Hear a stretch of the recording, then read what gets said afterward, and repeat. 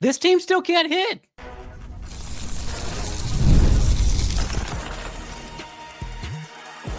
You are Locked On Rangers, your daily Texas Rangers podcast, part of the Locked On Podcast Network, your team every day.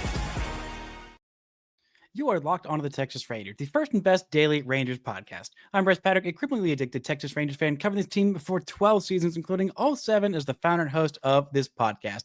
Thank you all so much for making Locked On Rangers your first listen every single day. If you're not already, you can follow me on Twitter at Bryce Patrick. Follow the show at Locked On Rangers. Hit subscribe on your favorite podcasting platform and on YouTube, where the best way you can help grow the show is to comment nearly any single thing below. I have gotten so frustrated with this dang team, I've forgotten how to speak words. Today's show, I'm going to try and speak some words about this team still not hitting. Some decent pitching performances, one not so decent pitching performance, some great defense, some injury updates, and this team's hope just completely slimming down with each passing day of this dumb team forgetting how to hit. Before we get into all of that, today's episode is brought to you by FanDuel. Football season is around the corner. Visit the FanDuel app today to start planning your future bets now.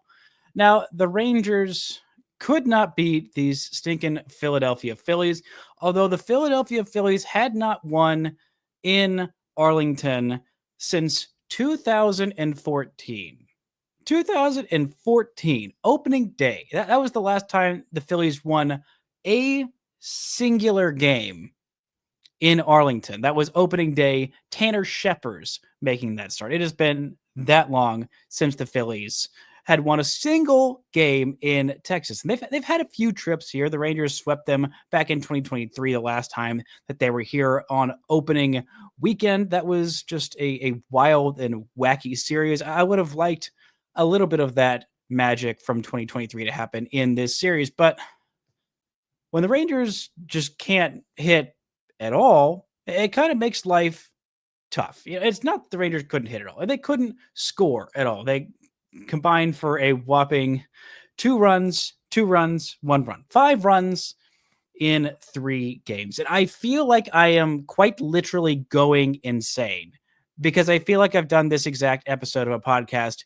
about 100,000 times in the last 2 years, which I know I haven't done 100,000 episodes in the last 2 years. I've only done 1,387 episodes, including this one, since the start of 2019. But it feels like I've said this same freaking thing a bazillion times, that this team just cannot hit. They cannot hit with runners in scoring position. That's the whole thing. That's the whole freaking thing. That's it. That's been the whole thing all year long. It has been a problem all year long. It kind of got fixed for about a month and a half. And then the last 5 days, not just this series, but honestly, the last 5 days, it has gone back into the well. And these were 3 games that were absolutely winnable for the Texas Rangers had they done much of anything with their offense. I mean, they had base runners all year long. They have had base runners, but they have done jack diddly poo-poo squat with it pretty much all year long, outside of a couple games against the Twins, a couple of, honestly, months, because I got to give them July. They were hitting, they were scoring runs in the month of July. And, well, it seemed like since the month of July, they were scoring runs at home or in the central time zone, but that really hasn't been the case for the last week or so. They did get a couple of runs late on Monday in that series against the Yankees. I think that's more due to the Yankees' just absolute implosion over the last couple of weeks, which the Rangers couldn't take advantage of. And they couldn't take advantage of the Astros slumping. They couldn't take advantage of any team really ahead of them in the standings slumping. They just can't take advantage of their own base runners. They had 31 base runners in this series. They had 24 hits, they had 6 walks, and they had 1 guy reach on an error. And they went 2 for 14 with runners in scoring position. 2 of the 5 runs that they scored in this series came off the bat of Jock Peterson, who looks absolutely resurgent. That is a massive plus for this Rangers team. A resurgent Jock Peterson is absolutely huge for this team. But scoring 2 runs in the bottom of the first inning on Sunday in a game where the Rangers absolutely desperately needed to win to just try and hold their ground. They've already been passed in the wild card hunt. For they are now the second team out. Even though the Yankees are 3-7 in their last 10 games, the Rangers have made up zero ground in the last 10 games because the Rangers have not been able to do much of anything of clawing their way back in these games. I mean, several close losses that the Rangers could have and should have won had some things gone just a little bit differently, mainly just hitting with the freaking runner in scoring position. I ran out of words to talk about this specific scenario about July of 2024 because this has been the same dang problem for not just all of this year, but all of last year as well. And I just had it with watching a team this year with the best pitching staff in franchise history just go down the freaking toilet because everybody and their mother just decides at the exact worst times we're going to all forget how to hit. And you throw any lefty out there on the mound, any lefty at all. It doesn't matter who it is, whether it's Christopher Sanchez, who is an incredible pitcher, or whether it's Jesus Luzardo, who at times has been incredible, at times has been hot garbage, to put it mildly. They just completely shut down this Rangers team. And what's really frustrating is that they just got to Max Fried, who was, I'd say, the best left-handed pitcher in baseball, if not for Christopher Sanchez or a couple of other guys in the American League. But, I mean, they got to Max Fried pretty handily in that game on Monday against the Yankees. And they got some base runners in both these games against both Jesus Luzardo and Christopher Sanchez. They got their pitch counts up early, and they could not get into this Philadelphia Phillies bullpen, a bullpen that I think was overblown of how, quote unquote, bad it was. I remember heading into this series, you may have listened to the Friday episode I did crossing over with Connor of Locked On Phillies about how, this Phillies bullpen is so dang bad. Oh, it's so awful. It's so terrible. No, this team is what, 50 something, I think, at this point, and 2 when they have a lead after 6 innings. That's the sign of a good bullpen. That's the sign of a very good bullpen. When they are leading after 6 innings, they are basically unstoppable. And the Rangers found that out the hard way. They let the Phillies lead heading into those 7th, 8th, 9th innings. And, this Phillies bullpen gave up 1 run in this game, just a solo shot by Corey Seager. That's it. That's the entirety of the runs in this series that they gave up. They pitched 4 innings in the Sunday game. They pitched 3 innings in the Saturday game. They pitched 3 innings in the Friday game. 1 run in 10 innings for the terrible, horrible, no good, very bad bullpen. That was not the case. The Rangers could not get to the starters, could not get them out, despite getting pitch counts up early on Christopher Sanchez, working him up to 50 pitches, I believe, in the 2nd inning. Then they just let him go out there and cruise, just take these just really bad at-bats, just swinging first pitch, putting balls in play, just weak ground ball outs, chasing, not even good pitches on the first pitch they're swinging at, just pitches early just to put balls in play as opposed to working that pitch count, getting the pitch count up, getting him tired, getting him out of the game, getting to the underside of this bullpen. Because the top of this bullpen, very, very good. Orion Kerkering, very, very good. Matt Strom, very, very good. Johan Duran, absolutely incredible. And they could not do it. And I am just losing my freaking mind trying to find some new way to say, hey, this team can't hit. Because I've said it about every single way possible in multiple different languages. And they still haven't figured out how to freaking hit. This show is brought to you by Gameday Hue, and so is the hat that I'm wearing. For Rangers fans like me, this one absolutely hits the mark. Gameday Hue makes clean, no-logo gear with team-inspired colorways for every pro and college fan base. It's all about letting your colors speak for you. No giant logos, just smart, versatile style that works on game day, on the course, and anywhere in between. You can wear this out anywhere, to a tailgate, to just walking around the neighborhood, to pickleball, wherever the heck you are going. I have worn this hat to so many different places. It's not just hats. Check out their split shade gloves made for the golf course. Perfect gift for the fan that has everything. Right now, you can get 15% off with code MLB15 at GamedayHue.com. That's GamedayHue.com. That code even stacks on bundle deals, so now is the perfect time to load up. Let your colors talk, because colors speak louder than words. That's GamedayHue.com, code MLB15. Shout out to the everydayers making Locked On Ranger first listen every single day. On tomorrow's show, I really hope I will be finding a way to say this team can hit and will snap their 4-game losing streak, and everything will be bundles and oodles of sunshine and rainbows against this Diamondbacks team. But either way, I'll be here talking about whatever the heck is happening there. But this was just a frustrating series. But there were some highlights, especially defensively, especially on Sunday's game. Just a couple of incredible catches, just right back to back. Honestly, two of the most incredible catches that I have seen all season long. Heck, maybe one that I've never seen before. On Sunday's game, Wyatt Langford with an incredible diving, sliding grab behind Adolis Garcia on a ball that was in the gap that definitely would have been a double or maybe even a triple had he not gotten there. He has been playing a lot more center field, and he has been very good defensively in center field, the position that I have said for basically since he got drafted. Hey, this guy has elite speed. He's got good instincts out there in the outfield. It took a little while to hone those instincts in, but this guy could be an elite offensive player at a premium defensive position.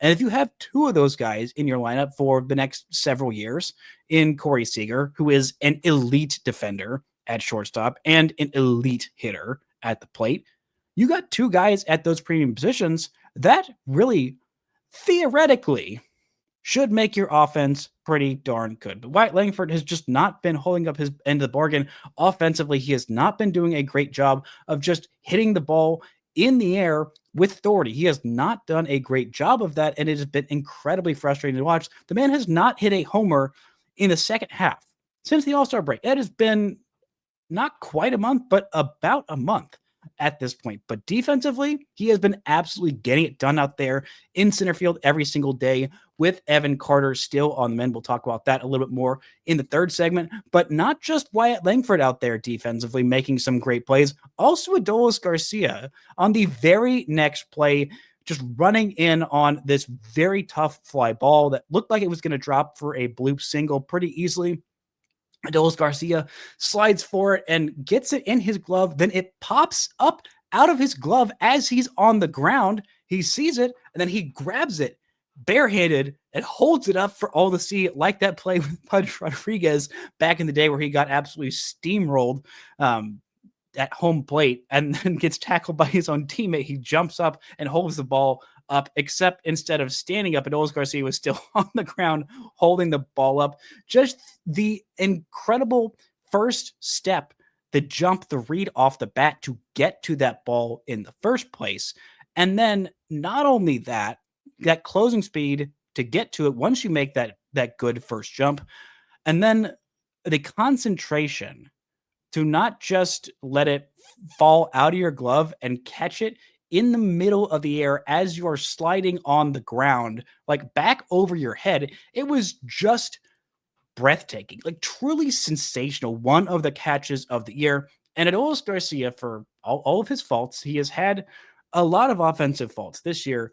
And last year, defensively, he was awful. He was a Gold Glover in 2023, and he absolutely deserved it. He has still one of the best arms in baseball. Offensively, I mean, he's hitting the ball hard. He's not being patient. He's striking out, all of that good stuff. Somehow, I don't know how outs above average has him at 0 this year, because that's absolutely just completely false. This man has been one of the best outfield defenders in all of baseball. The jumps he's getting on balls in the gap, I mean, the reads he's getting. And last year, I think it kind of shows the difference of how not right he was physically in 2024 versus how right he has been physically in 2025. I mean, overall his offense, his OPS is down this year. But I mean, you look what he's done on the base pass and in the field. He has been a completely different player. I mean, he was always a pretty fast player, playing a lot of center field because he had the speed and the range to do so in 2021 and 2022. Heck, even a little bit in 2023, though not nearly as much as in years past. But last year, he was just bad defensively. He was bad at the plate and he was bad defensively as well. He just was not getting those clean jumps. He was having mental errors. He was just not nearly as fast. And this year, I mean, the sprint speed is back towards closer to league average, where last year it was just way down. It's not quite in that elite rate. Last year is in the 36th percentile. This year he's in the 45th percentile. And in 2023, he was about 50th percentile. But this is a good defender, not just a good defender, a great defender out there in the outfield.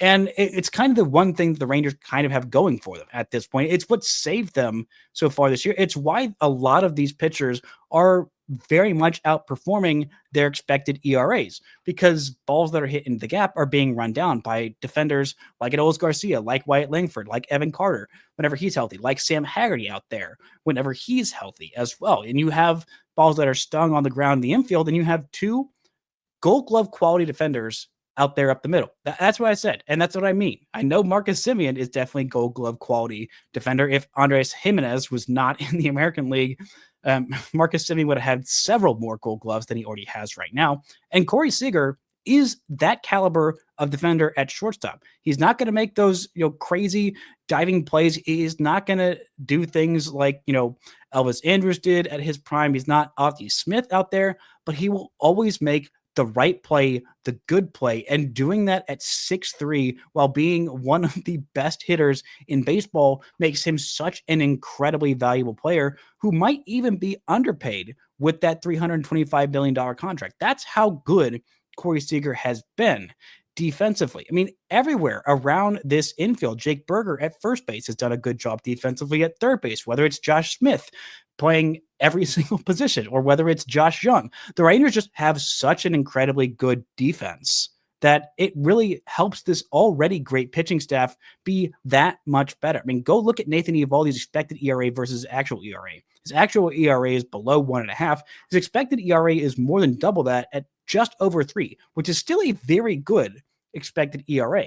So Nathan Eovaldi is getting some help from his defense, and Jacob deGrom is getting some help from his defense. Same with Patrick Corbin, who I think part of the reason his ERA was so inflated in the last couple of years, we talked about it on the Sunday broadcast, is because the Nationals defense was awful, is still pretty awful at premium spots. It has not been a good defense, and just having a good defense can make up a lot in terms of run prevention. And when you combine that with a great starting staff and a much improved bullpen, despite not the best weekend from just a couple of bullpen arms, it still makes this team such fierce competitors that if the offense can just figure it out that much more, just that much more, not that much. If you're not watching on YouTube, my fingers are just infinitesimally close together. Just be an okay offense, not poop, not garbage, not the 27th ranked OPS offense in all of Major League Baseball, which I do not understand how in the heck this team still is. There has nothing been more mind-boggling in all of my years of watching baseball than watch this lineup that should be top 10 at the very worst, probably should be top 5. You tried out a lineup on opening day with guys like Corey Seager, Marcus Semien up the middle. You have young, promising rookies in Wyatt, or young players in Wyatt Langford, in Josh Young. You have Adolis Garcia, who is an established multi-time All-Star and ALCS MVP. You have Jonah Heim out there, who is playing catcher and is fine at it. You have Kyle Higashioka. You add in Jock Peterson, who now is looking like he has ascended to his final form, which is very, very, very good hitter against right-handed pitching. And you add in Jake Berger, who's a pretty solid hitter, or at least has been to this point in his MLB career, with teams like the White Sox and the Marlins, who are not exactly known for developing hitters. And this team can't hit. They just can't hit. They cannot score runs. And these were 3 crucial games that the Rangers just completely botched an opportunity to make up some ground in the wild card race. And now they are sitting behind Cleveland for a chance to make the postseason and to not waste the best starting staff we've ever seen from a Texas Ranger squad. This episode is brought to you by FanDuel. August 26th is officially FanDuel Futures Day, a brand new holiday for football fans who live bold predictions and preseason hunches. For just 24 hours, FanDuel is giving you deals on NFL season predictions. So whether you're calling for your MVP, eyeing a long shot division winner, or ready to crown your Super Bowl champ before week one even kicks off, this is your moment. There's all kinds of different ways you can get in on the action. Let's look at Rangers World Series odds. If you are feeling just very, very bold, wow, they have fallen all the way to plus 4,000. They are still ahead of the Cleveland Guardians, who are ahead of them in the standings, but they are behind the likes of the Red Sox, the Mets, who have been absolutely tanking as of late. They are behind the Padres, the Cubs, the Blue Jays, the Brewers, the Astros, the Phillies, the Mariners, the Dodgers. The Mariners now have the third best World Series odds, tied with the Milwaukee Brewers at this point, because the Mariners have not been able to stop winning. So visit the FanDuel app today. Start planning your future bets now, because Futures Day is one day and one day only. FanDuel, play your game. Shout out to the everydayers making Locked On Rangers your first listen every single day. After every single game, Jeff Biggs is with you with the Locked On Rangers postcast, coming to you in your Locked On Rangers podcast feeds on YouTube and wherever you get your podcasts. Now, the Rangers have some help along the way, hopefully soon. Hopefully soon this offense can get maybe that much better, because Evan Carter and Chris Martin and maybe even Tyler Mahle, who I thought might end up being done for the season, since we had heard so little on him. But that does not seem to be the case. Carter, he has been on the IL since August 2nd with back spasms. He's going to face live pitching on before Monday's game. So at some point today, we're going to see Chris Martin throw live PP. He has been sidelined for several weeks. At some point in hopefully late August, maybe early September, we'll see Chris Martin back in this pen, and the pen at full strength, which should be a very, very good bullpen, which the Rangers desperately need every single bit of run prevention, every single high leverage arm, because it seems like from now until the end of time, this team will be playing a bunch of 2-1, 2-0, 1-0 games from now until forevermore. Carter also underwent some injections earlier this week to kind of help alleviate the back spasms he's been dealing with. And as someone who realized he had been dealing with back spasms this week, I can tell you that thing will take you down pretty handily. Just spent most of the weekend on my bed or on my couch, just lying there waiting for this pain to go away. And the Rangers were not making it worse, or were not making it better by their lack of offense. But I can really empathize with Evan Carter. Martin's going to throw a live bullpen before Tuesday's game, not today, but he threw a bullpen on Sunday. This is the second time since he was placed on the IL dealing with that calf strain back on July 21st. He's hopefully not far behind his own rehab stint. And Tyler Mahle played catch from 120 plus feet on Sunday morning. He said he could throw off a mound as early as next week. He hasn't thrown off a mound since he was put on the IL back all the way on June 12th. So I think Mahle is eligible to return around the 16th or the 15th. Sometime soon, he is eligible to return from the 60-day IL. I don't know if the Rangers will have enough time to fully build him back up to a starter's workload before the start of the postseason. Again, if they get there, maybe he'll be more of a multi-inning guy. I don't know exactly what it's going to look like when or if Mahle comes back. I would think at this pace, the next thing is just getting him built back up. If he's not even throwing off a mound until next week, then that timeline for return to just straight up pitching against live hitters is probably going to be, the 25th, I would think, at like the earliest, just kind of based on what timeline pitchers normally go on. Then he'd face live hitters. Then he would, throw some bullpens. Then he would, go on a rehab assignment. And then at that point, you got to get yourself built back up to the pitch count and workload of a starter, which is just going to take some time at this point. And I don't know if he'll be able to get there, but having him as, a 1, 2, maybe 3 inning guy would be very, very helpful because Mel Kelly just did not have a great week, and we'll see him this week against his former club. I believe that is the Wednesday game that he is going to be starting.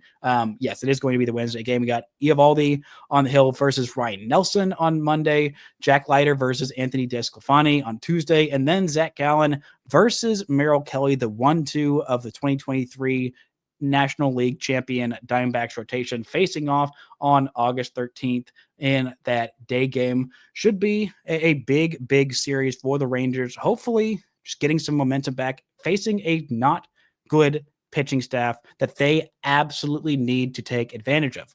Zach Gallen has been pretty bad this year. Anthony DeSclafani, Ryan Nelson have not been great. The D-backs bullpen has not been good this year. Their offense still very, very good. A lot less good after trading their 2 big hitting corner infielders to the Seattle Mariners. No thank you for that, Arizona Diamondbacks. But this is a chance for the Rangers to get right. They need to win this game with Nathan Eovaldi on the hill. They cannot afford to keep skidding in the standings. Again, they are already now the second team out of the postseason. They are 2.5 games back of the Yankees. Still 2.5 games back after the Yankees got their butts whooped by the Astros. The Astros are 5-5 in their last 10 games. Heck, the Seattle Mariners are about to pass the Astros in the AL West. They are just half a game back of the Astros. You look at the Rangers and their postseason picture. I mean, the Red Sox lost 2 out of 3 games this weekend to the San Diego Padres. The Rangers are now 2 games back of the Guardians, who are half a game back of the New York Yankees, who have just been in an absolute free fall. Like, the Rangers are just a game and a half ahead of the Royals and only 3 games ahead of the Rays. Like, there are still teams that are behind this Ranger team that are, catching up to them, gaining ground on them, because you're 3-7 in your last 10 games. You can't just say, oh, it was a bad week, a bad road trip. No, you get swept by the Phillies. You failed to sweep the absolutely just runaway train off the rails, off the side of a mountain badness of what the New York Yankees are doing, because the Rangers couldn't score more than a run in the final game of that series. Heck, the Rangers could have just beaten the brains out of the Yankees had they been able to score just a normal amount of offense against what has been not a great pitching staff, but even holding the Yankees offense, which has been incredible, down like the Rangers did, and holding this Phillies offense down like the Rangers did. I mean, heck, it was a good start by pretty much everybody this weekend. I mean, not a great start by Patrick Corbin, but a good way for Mel Kelly to kind of work out of the trouble he inflicted on himself. A season high 5 walks, more than 10% of his season total walks in that game. Really kind of self-inflicted wounds there. But DeGrom, who maybe could have been pulled a little bit earlier, but again, that's kind of nitpicking. He went 6 2/3 innings and struck out 8 and did give up 3 runs, all of them coming in that 7th inning. So had he not come out for the 7th inning and ratcheted his pitch count all the way up to 99 pitches, then maybe the Rangers could have gone the distance and ended up with a 2-0 victory. Alas, that was not the case.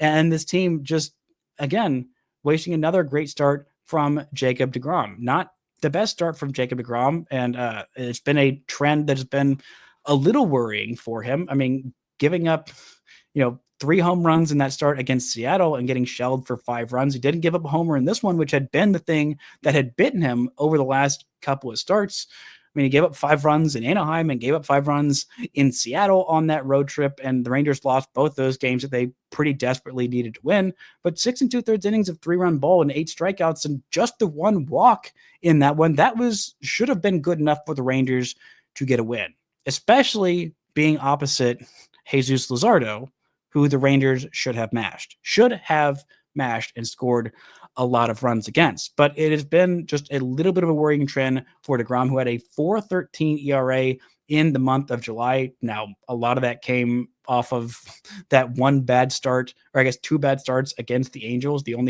only games that he had given up more than 2 runs had just all come against the Angels until that game against Seattle. I guess just AL West teams were the ones that crushed him. And this one, still just 3 runs across nearly 7 innings. He nearly got out of that 7th inning and gave the Rangers 7 quality innings from their ace, or I guess one of their 2 aces in this one. But it just was not quite enough. And being able to pull Patrick Corbin after 4 1/3 innings, but not pulling DeGrom after 6 innings, I don't know. It feels like grasping at straws of just trying to find something that would make this work. I don't know what it is. If you want to look for another bright spot this weekend, well, Robert Garcia didn't give up a home run. Heck, he didn't give up a run. He came into a couple of pretty tough situations and kept the Rangers in it. So getting Robert Garcia back, I don't think he's going to be closing out games, at least not this week, unless the Rangers just run out of other arms. It becomes Robert Garcia's job to lose. But getting him right, who he has been, I know what the last 3 games before this weekend had been. I know how bad they had been. Nearly losing 3 games because of your closer is not ideal, but he is still a valuable back end piece who has mostly been really darn good. Getting him back to that is necessary, is important.